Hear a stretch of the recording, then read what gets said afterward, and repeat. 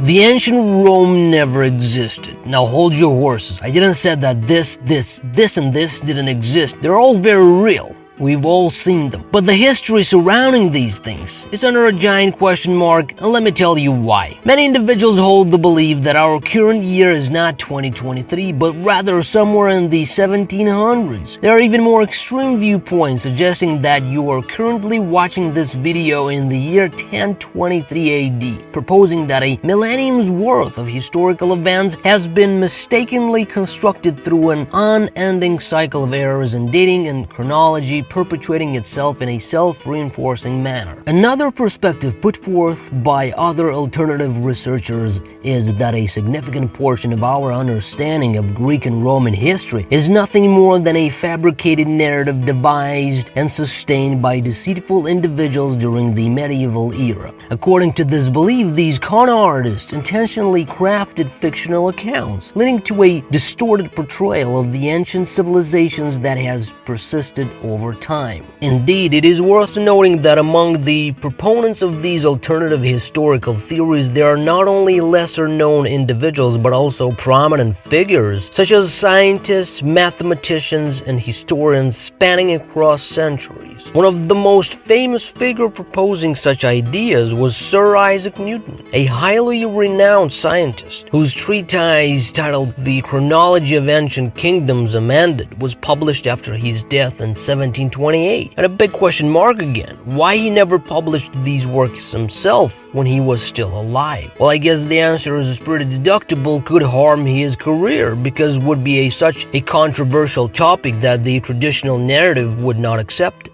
Anyway, Newton's work put forth the belief that several centuries had been erroneously inserted into the timeline of history. The fact that highly influential people like Newton lend their support to these ideas adds a layer of credibility and intrigue to the discourse surrounding alternative chronologies. During your teenage school years, as you might delved into the study of the Roman Empire, you could have been captivated by the mystery of intricate tales concerning historical figures and events that took place thousands of years ago. Additionally, you can encounter Latin inscriptions meticulously carved into magnificent monuments and statues. It seems evident that our knowledge of the Roman Empire was derived from these enduring engravings, preserved through the durable nature of stone and metal. This could lead you to conclude that the history we have today is rooted in the tangible remnants of the past etched into solid surfaces. Well, let me disappoint you here, because the information and depth of knowledge about the Roman Empire far exceeds what could reasonably be inscribed on statues or monuments, regardless of their abundance. If you would go more in depth into this subject, it will become clear that our understanding of Roman history primarily originated from books written on parchment, a realization that seemed logical and fitting. However, a lingering sense of curiosity remains. The passage of 2,000 years tends to reduce most materials to dust, with only exceptional circumstances like waterlogged peat bogs and other unconventional archaeological sites preserving non-biological objects made of stone, clay, or metal. This raises the question, how did these books manage to survive when so much else did not? Here's an intriguing fact.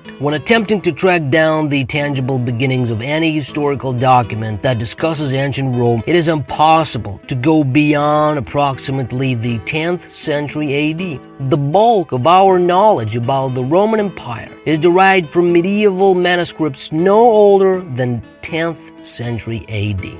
According to traditional historical accounts, after the fall of the Roman Empire, a prolonged period known as the Dark Ages engulfed Europe for nearly a millennium. During this time, cultural and educational progress regressed and valuable skills were forgotten. Engineering achievements that were once considered ordinary became unattainable. Italy's population significantly declined, plummeting from approximately 7 million people to a mere 2 million. The writings of erudite ancient historians like Tacitus, which vividly depicted life in the empire, with engaging Latin prose, lost their appeal among the general population. Even more distressing, early Christian popes engaged in acts of book burning with the intention of eradicating heretical ideas from the world. However, by fortunate chance, a small number of copies were safeguarded by diligent monks who took them to their monasteries and meticulously transcribed them throughout countless centuries. Generations of scribes dedicated themselves to preserving knowledge even during times when the deterioration was so severe that they struggled to comprehend the content they were copying.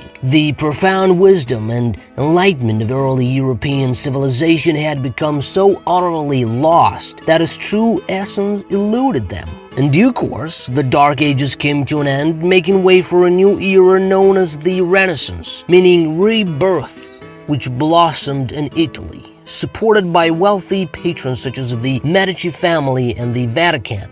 A group of intellectuals called humanists scoured Europe in search of long-forgotten books. These humanists embarked on a daring quest reminiscent of Indiana Jones, venturing to the far reaches of the known world. They dedicated years to unraveling clues, braving mountains to search forgotten abbeys, and exploring ominous towers and obscure dungeons. By bringing back these books to civilized society, they revitalized the ancient wisdom encompassing art, culture, and science. Thus, the pursuit of knowledge was reignited, leading the continuous progress ever since. At this juncture, a few noteworthy observations come to light. Firstly, it is crucial to know that only a limited number of books have survived from ancient times. We are not inundated with an abundance of Roman literature. While we encounter the Roman Empire depicted with intricate detail in TV shows and museums, it is often overlooked that much of that detailed information can be attributed to not just one author, but to only one physical copy of only one book. Let me provide you with a specific example. Tacitus, an immensely productive historian, left behind a vast collection of 30 works that offer rich insights and intricate details about the Roman Empire. In fact, according to Wikipedia, his writings are considered the most dependable source for understanding the history of his time. This situation is quite common when it comes to our knowledge of antiquity. For many historical periods, we often rely on just a single source of information. The second point worth noting is the remarkable element of luck associated with the preservation of these monumental works. To further elaborate, let me refer to the continuation of the Wikipedia excerpt, and I quote, "Though most has been lost, what remains is an invaluable record of the era. The first half of the annals survived in a single copy of a manuscript from Carvey Abbey, and the second half from a single copy of a manuscript from Monte Cassino, and so it is remarkable that they survived at all." Well, indeed, the accounts of Renaissance humanist Giovanni Boccaccio shed light into the improbability of anything from the Roman era surviving the Dark Ages. Boccaccio's visit to the monastery at Monte Cassino provides a vivid depiction of this situation. Here's how he describes it. He found the room which contained this treasure without a door or key, and when he entered, he saw grass growing in the windows and all the books and shelves covered with a thick layer of dust. When he turned over the manuscript, he found many rare and ancient works with whole sheets cut out or with the margins ruthlessly clipped. As he left the room, he burst into tears, and on asking a monk whom he had met in the cloister to explain the neglect, was told that some of the monks, wishing to gain a few soldi, had torn out whole handfuls of leaves and made them into psalters, which they sold to boys, and had cut off strips of parchment, which they turned into amulets to sell to women. It is truly an incredible tale, one that could easily captivate Hollywood audiences. The narrative revolves around the last remaining copy in the world of a book holding invaluable knowledge about the ancient world, a treasure on the brink of annihilation, rescued by a small group of intrepid adventurers. The timing of their intervention was nothing short of miraculous, as these books could have easily been discarded or even used as fuel for warmth, oblivious to their immense historical significance. The precariousness of their survival adds an extra layer of intrigue to this remarkable story. Of course, As the narrative unfolds, it becomes increasingly peculiar when we realize how frequently this pattern emerges. For instance, the sole surviving manuscript of the Histories by Marcus Velleius Paterculus was stumbled upon by Beatus Rhenanus in 1515 at Murbach Abbey. No other copy of the work has ever been found, and unfortunately the original manuscript was promptly lost after Rhenanus made a duplicate. Similarly, numerous documents, including the famous speech by Cicero, known as Pro Sexto Rosio Marino, can be traced back to unique manuscripts discovered by a single individual, Poggio Bracciolini, a renowned Florentine humanist of the Renaissance era. In many cases, there is little to no information available regarding the origins of these manuscripts before Bracciolini's discovery. The originals often seem to be mysteriously lost shortly after their unearthing, and in several instances, Bracciolini neglects to specify the precise monasteries where he found them. This serves as an example of a set of manuscripts that follows a similar pattern. Now let's be honest here. Men like Bracciolini were driven by a strong motivation: money. The Renaissance era witnessed a surge in interest among the affluent elite for everything associated with ancient and civilized civilizations. These wealthy individuals were willing to pay exorbitant amounts for newly discovered works of antiquity. Poggio, for instance, did not hesitate to charge 100 ducats, a considerable sum for a collection of books. To put it into perspective, 100 ducats would be equivalent to approximately $15,000 in today's currency. The Vatican itself played a role in this pursuit by offering financial rewards or bounties for the recovery of new works. The Vatican's active involvement and promotion of such endeavors further fueled the fervor to locate and acquire ancient texts. John de' Medici, the magnificent pope, had been scarcely elected to the pontifical chair by the title of Leo X in the spring of 1513, when he caused it to be publicly made known that he would increase the price of rewards given by his predecessors to persons who procured new manuscript copies of ancient Greek and Roman works. 500 gold sequins were counted out from the papal treasury to the greedy discoverer. The rewards associated with discovering and acquiring these ancient books were often life-changing in magnitude. Poggio Bracciolini, as mentioned above, faced significant financial challenges and led an extravagant lifestyle. Consequently, it is not surprising that he dedicated extensive efforts and energy to locating these valuable manuscripts. The prospect of obtaining substantial rewards, both monetary and social, would have provided a strong incentive for individuals like Bracciolini to immerse themselves in the pursuit of these priceless literary treasures. Another intriguing aspect concerning the cost of books during that time revolves around the production of parchment, the writing material commonly used for manuscripts. Parchment was indeed an exceptionally expensive material to produce. Its manufacturing process involved a series of labor-intensive steps. Animals needed to be raised, fed, and eventually slaughtered for their skins. Once obtained, the skins were thoroughly cleaned and treated with lime, left to soak for an extended period, stretched and pined to frames, and left to dry under tension for additional days. Further treatments were necessary to remove hair and ensure the surface was suitable for writing. It's worth noting that from a single animal, only a few, around 3 to 4 pieces of writing material could be obtained. This laborious and resource-intensive process contributed to the high cost and scarcity of parchment, ultimately influencing the value and accessibility of books during that era. As evident, the production of books was an exceedingly costly undertaking. It is even notable that there exists a term, palimpsest, to describe the parchment that has been scraped clean of text and reused. This situation raises two inquiries.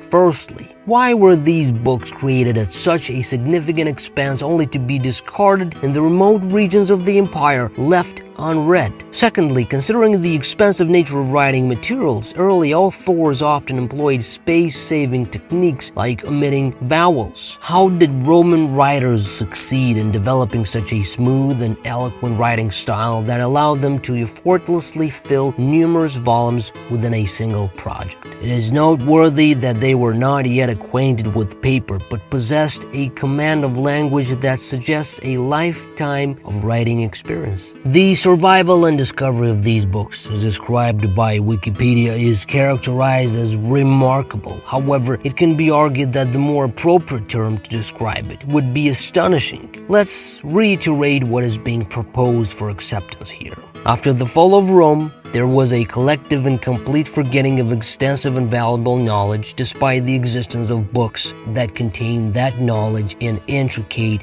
detail. A substantial portion of our knowledge about ancient Rome is reliant on books that had a sole surviving copy in the entire known world. These books, which held immense historical value, were often found in a state of decay and neglect in dungeons under the possessions of monks who, despite dedicating 1500 years to faithfully copying them at considerable expense, seemed to lack awareness of interest in their contents. It is indeed remarkable that despite the significant monetary value of these books and the dire poverty in which the monks lived, they did not exploit their own treasure troves. Even with the Pope publicly announcing rewards for the discovery of such works, it is striking that none of the monks themselves took the initiative to capitalize on their knowledge or the valuable manuscripts in their possession. As it turns out, the recovery of these books, originating from Roman times, was predominantly accomplished by secular humanists who encountered them in the custody of the often unaware monks who guarded them.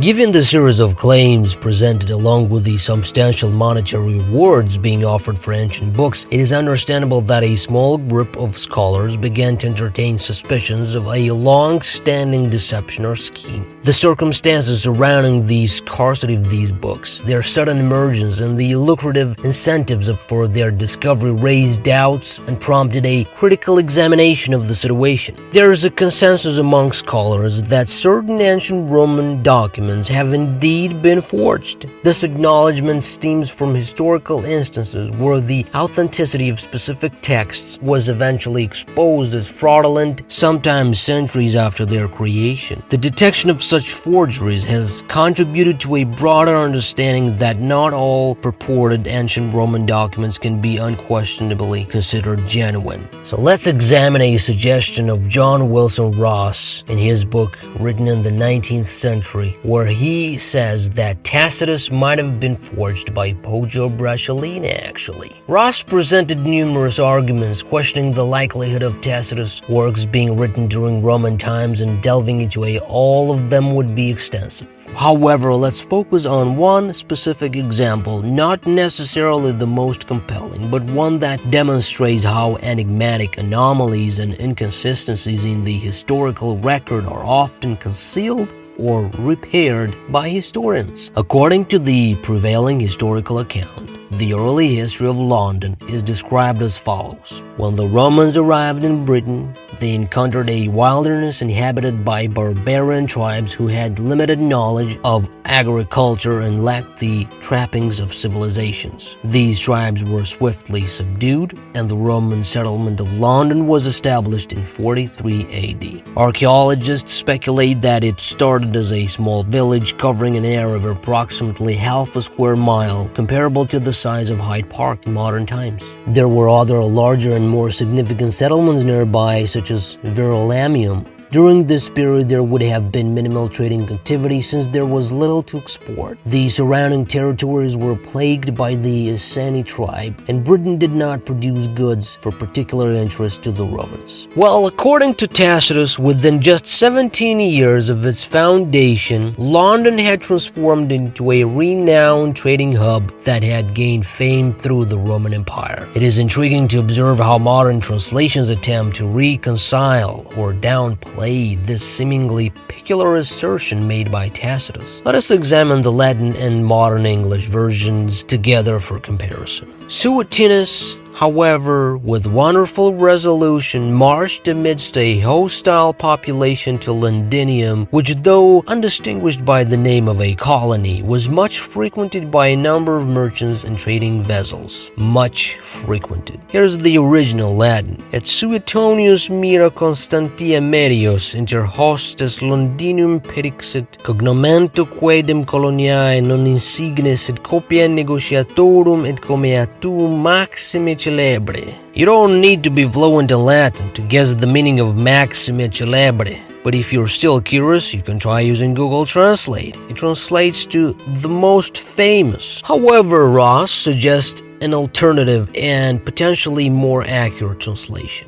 And I quote, "It is then the height of absurdity to believe that if Tacitus wrote the Annals, we should have heard in that work London spoken of as remarkably celebrated for the multiplicity of its merchants and its commodities." Ross raises a valid point by highlighting the incredibility of London transforming from an insignificant settlement to a renowned trading port in just 17 years, especially considering its small size and the presence of primitive tribes in the surrounding areas. However, it is more plausible to consider that a Renaissance forger from Florence, who had been exposed to tales of London's historical prosperity throughout his life, might have mistakenly assumed that its prosperity extended back to ancient times as well. The account of how Tacitus was corrected during translation serves as a backdrop for delving into other intriguing mysteries that have been discreetly obscured over time. History contains numerous specular records and ancient testimonies that challenge plausibility or contradict the conventional timeline. These anomalies are often dismissed as mistakes or misinterpretations by the ancient authors aiming to create a narrative